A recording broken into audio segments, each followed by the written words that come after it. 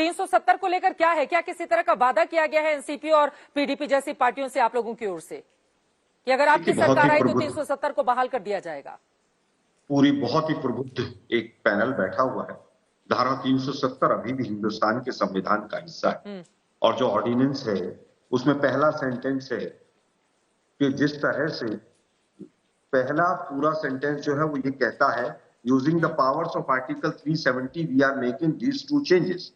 उसमें पहला 35A को हटाने का है और दूसरा है कि आज के बाद असेंबली की जगह गवर्नर होंगे, इसके आगे कोई ऑर्डिनेंस नहीं।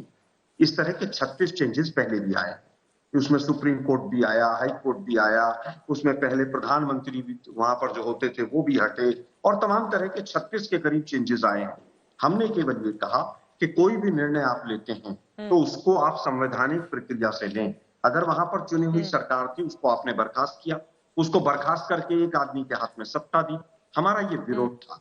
और जो धारा 370 के 17-18 केसेस थे कि इसको हटा दिया जाए और 35A को जो हटा दिया जाए, वो केसेस आज भी सुप्रीम कोर्ट में चल रहे हैं। तो बीजेपी बरगलाती है, मोदी जी लाल किले की प्राचीर से झूठ बोलते हैं और फिर तमाम चैनल झूठ बोलते हैं कि धारा 370 हट गई। अब मुझे एक कागज दिखा दीजिए कि धारा 370 is not a part of Indian constitution. धारा 370 नहीं रहेगी तो जम्मू कश्मीर जुड़ा ही उस धारा के साथ है।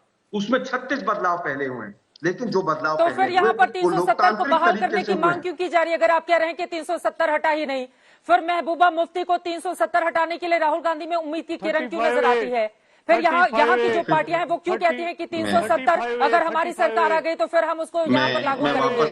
सर 370 की तो बात होती है ना, अब उसमें कुछ एक क्लॉज को लेकर आप यहाँ पर डिस्कशन करेंगे। 370 जिसको हटाया गया था, चित्रा जी मैं उत्तर दे रहा हूँ ना, और उसके बाद किस तरह की तस्वीर बनी थी सर? हम लोगों ने आकर यहाँ पर रिपोर्टिंग की थी, 370 जिस दिन खत्म किया गया उसी के अगले ही दिन।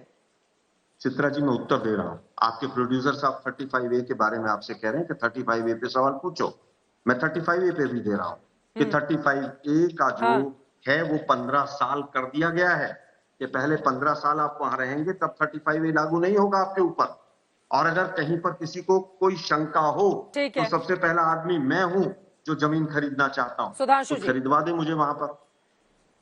और 35A को 370 पर क्या बरगला रही है बीजेपी, जैसा कि आरोप लगा रहे हैं आलोक शर्मा जी, सुधांशु जी? उसके बाद अमित जमई जी, मैं फौरन आपके पास आऊंगी। कॉपी चला दीजिए, दूध का दूध और पानी का पानी मिल जाए। देखिए बरगलाना और भरमाना क्या कहते हैं, आलोक शर्मा जी एक तरफ कह रहे 370 हटी नहीं है, दूसरी तरफ कहते हैं 370 हटने के खिलाफ सुप्रीम कोर्ट में केसेस चल रहे हैं। और इनके नेता अधीर रंजन चौधरी जी, नेता प्रतिपक्ष कांग्रेस पार्टी के, सदन के पटल पे कह चुके हैं कि 370 हटाने का जो प्रक्रिया चल रही है यह असंवैधानिक है, चूंकि यह अधिकार भारत सरकार के पास नहीं। मेरे भाई किसको भरमा रहे, किसको बरगला रहे? आप सही हैं या सुप्रीम कोर्ट में रिट करने वाले लोग जो सही हैं, आपके समर्थक, या आपके नेता प्रतिपक्ष सही हैं?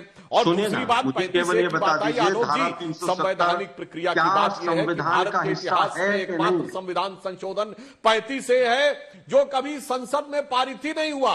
इसे राष्ट्रपति की अधिसूचना के द्वारा अनुच्छेद में जोड़ दिया गया, प्रेसिडेंशियल प्रोक्लेमेशन के द्वारा एनेक्सर में जोड़ दिया गया। यह था संविधान के साथ छल। अन्यथा मैं आपसे चुनौती से पूछता हूं, बताइए वो डेट जिस दिन 35A भारत के संविधान में पारित हुआ था, कभी पारित ही नहीं हुआ और उसको संविधान संशोधन कर दिया गया, कह दिया गया भारत के राष्ट्रपति के साइन के द्वारा हमने हटाया संसद में पारित करने के बाद। इसलिए बरगलाना भरमाना सबको पता है। और भरगलाना भरमाना ये है, आप लोग बार बार कहते हैं 370 के आधार पर जुड़ी थी। 24 अक्टूबर 1947 को जिस दिन कश्मीर का भारत में विलय हुआ, विलय पत्र में कहीं 370 का उल्लेख नहीं है, कहीं 370 का उल्लेख नहीं है। वो हूबहू वही है जो बाकी रियासतों के लिए था। ये कुछ महीने के बाद और 2 साल के बाद। ठीक है, अमित जमई और सुजाता पांडे भी हमारे साथ जुड़े हुए हैं, जल्दी से 2 लाइन में। लेकिन यहाँ पर आलोक जी एक सेकेंड सर, हम लोगों ने लगातार इसी श्रीनगर में आकर, लाल चौक पर आकर रिपोर्टिंग की है सर। 370 हटने के बाद जिस तरह की सिक्योरिटी और वहां पर पत्थरबाजी रुक गई। आलोक शर्मा जी मेरा सवाल सुन लीजिए, वहां पर पत्थरबाजी अब नहीं होती है, पाकिस्तान के झंडे अब नहीं फहराए जाते हैं लाल चौक पर, जहां पर तिरंगा झंडा फहराया है। और अब से थोड़ी देर पहले बीजेपी के बड़े नेताओं की ओर से भी कहा गया है कि कोई भी हिंदुस्तानी जाकर लाल चौक पर शान से तिरंगा फहरा सकता है। तो इसका श्रेय तो बीजेपी को ही देंगे ना आप? हाँ, बिल्कुल, एक मैं वक्त देना था, हम चाहूंगा। सब लोगों ने अपनी सुनिए आंखों से जरा, देखा, हर रोज सुबह सुबह खबरें आती थी कि पाकिस्तान का झंडा यहाँ पर लहर गया और यहाँ पर पाकिस्तान के पक्ष में नारेबाजी की जाती रही। अब तो वो स्थितियां नहीं है ना, और ये सब कुछ मुमकिन हुआ है 370 के हटने के बाद। हाँ, तभी तो 3.5 वर्षों में, पिछले अगर 7 वर्षों में देखें तो 3.5 वर्षों तक जम्मू कश्मीर बंधक रहा है।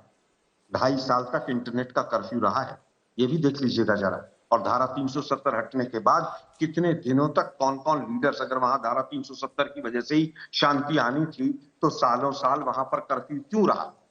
उरी, पठानकोट, जम्मू, कितने बॉम्ब ब्लास्ट हैं, पुलवामा, कितनी लंबी लिस्ट है। आज हम उसका चर्चा नहीं करना चाहते, हमने भारत जोड़ने की बात की है, और जो भी संवैधानिक तरीके से काम जम्मू कश्मीर के लिए आगे भी होगा हम उसका समर्थन करेंगे। लेकिन जो ये चोर दरवाजे से 35A को हटाने का जो इन्होंने स्वांग रचा था, उसको बाद में कोरोना की आड़ में 15 साल बदल दिया, और 35A को हटाने के भी जितने केस सुप्रीम कोर्ट में हैं वो भी चल रहे हैं। पहला केस था वी द सिटीजन, एक जो एनजीओ थी, आज भी वो केस स्टैंड करता है। अगर धारा 370 हट गई और 35A हट गया तो वो केसेस क्यों स्टैंड करते हैं? क्यों? क्योंकि इन्होंने धोखा दिया है देश को, और वहां की जनता इनसे त्राहिमाम कर रही है। आज कश्मीरी पंडितों का तो क्या हाल है? 370 को लेकर आप ही के जो सहयोगी है, जो मंच पर खड़े हुए थे, वो क्यों निशाने पर लेते हैं बीजेपी को? मैं फिर कहता हूं, वो बार बार क्यों 370 की बात करते हैं? आप कह रहे हैं यहाँ से तो कुछ हटा ही नहीं है। तो चित्रा जी, वहां पर आप तो हैं ना अभी कश्मीर में, 1-2 बार जाकर जब कश्मीरी पंडितों के जो पंडाल लगे हुए हैं उनमें जाकर रिपोर्टिंग कीजिए, और भाजपा ने कितना ठगा है कश्मीरी पंडितों को वो बताएंगे आपको। लेकिन बहुत से लोग वहां जाने से डरते हैं। क्यों? क्योंकि उनको बीजेपी का एजेंडा चलाना होता है।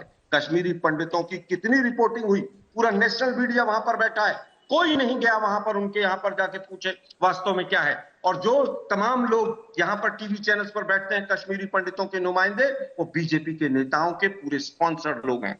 जाकर रिपोर्टिंग कीजिए, आप तो वहां पर हैं। आलोक शर्मा जी, मुझे नहीं पता आप कौन से चैनल की बात इस वक्त आज तक पर कर रहे हैं, लेकिन हम लोगों ने लगातार, एक सेकंड सर, कश्मीरी पंडितों की आवाज भी उठाई है। और सर सुनिए, एक सेकंड, मैं हूं ना, मैं हूं यहाँ पर।